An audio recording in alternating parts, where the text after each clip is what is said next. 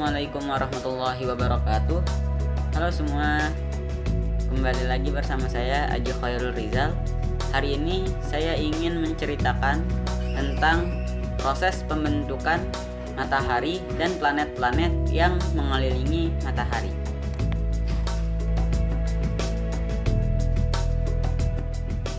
Dahulu kala, sekitar 4,6 miliar tahun yang lalu, belum ada tata surya.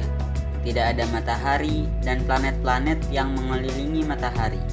Yang ada hanya awan raksasa yang dikenal sebagai nebula matahari, yang diisi oleh gas dan debu. Gas dan debu inilah yang akan menjadi bahan utama pembentukan tata surya. Nah, selain gas dan debu, ada bahan tambahan lain yang tidak kalah penting, yaitu gravitasi. Apa sih itu gravitasi? Singkatnya, gravitasi adalah gaya yang tidak terlihat yang menarik semua benda yang memiliki massa. Jadi, semakin besar massa sebuah benda, maka semakin besar pula gravitasinya.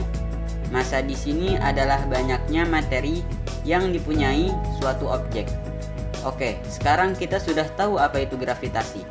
Nah, untuk melahirkan planet, harus ada kerjasama antara gravitasi dengan gas dan debu di dalam awan raksasa.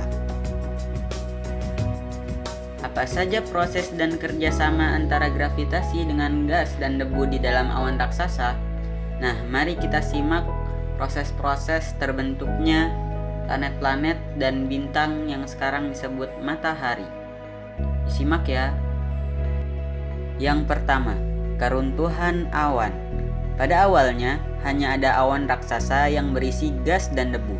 Pada suatu waktu, ada bintang meledak yang menyebabkan awan raksasa ini terganggu. Akibatnya, awan pun runtuh.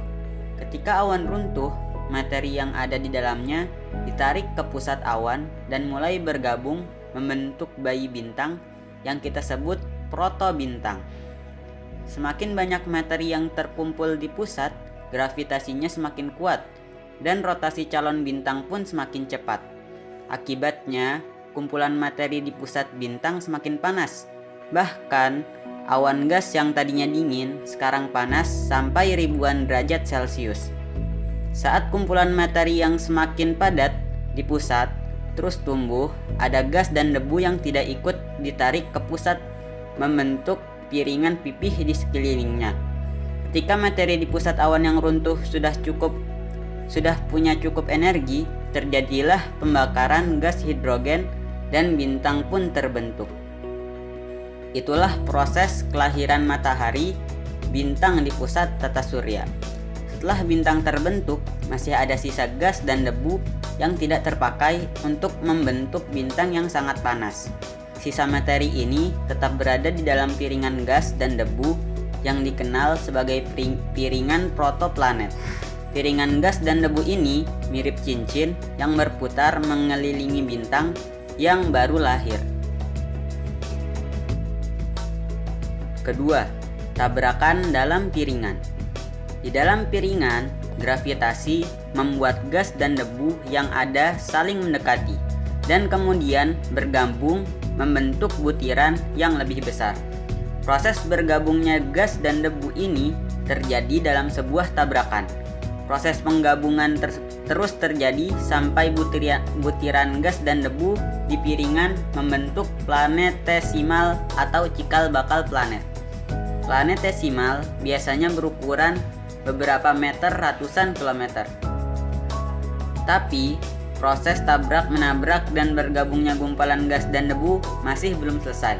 Planetesimal di dalam piringan masih terus bergabung dengan planetesimal lain sampai membentuk protoplanet atau bayi planet.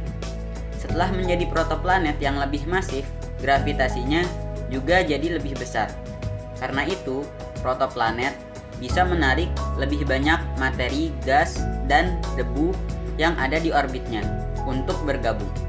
Proses menarik materi gas dan debu untuk bergabung terus terjadi sampai protoplanet punya massa yang cukup untuk membuat benda ini jadi bulat.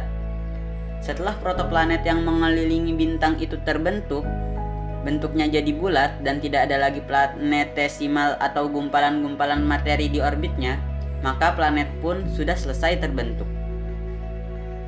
Yang dikelompokkan sebagai planet adalah benda yang mengelilingi bintang, berbentuk bulat dan di orbitnya sudah tidak ada lagi serpihan atau pecahan materi. Jika benda yang terbentuk mengelilingi matahari dan berbentuk bulat, tapi di jalurnya masih banyak objek-objek lainnya, maka benda itu disebut planet kerdil. 3. Planet dan sisa materi. Planet yang terbentuk tidak semuanya terbentuk oleh materi yang sama.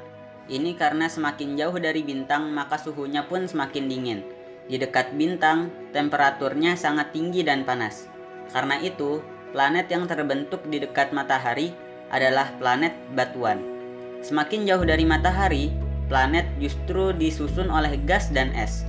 Makanya, kita punya Jupiter dan Saturnus, planet raksasa yang isinya gas, dan planet Uranus serta Neptunus, planet yang disusun oleh es. Proses pembentukan planet tidak sebentar. Proses ini menghabiskan waktu lebih dari 500 juta tahun. Matahari dan seluruh planetnya yang mengelilinginya, inilah yang kita kenal sebagai tata surya. Ketika matahari, planet-planet juga membentuk tata surya. Ternyata masih ada sisa batuan yang tidak pernah berhasil bergabung menjadi planet. Batuan ini disebut asteroid dan membentuk sabuk di antara Mars dan Jupiter. Puing-puing batuan juga bisa ditemukan di luar jalur Neptunus. Namanya adalah sabuk Kuiper. Wah, ternyata kita sudah ada di ujung cerita. Terima kasih ya atas perhatiannya. Semoga kita bisa bertemu lagi. Wabillahi taufik wal hidayah. Wassalamualaikum warahmatullahi wabarakatuh.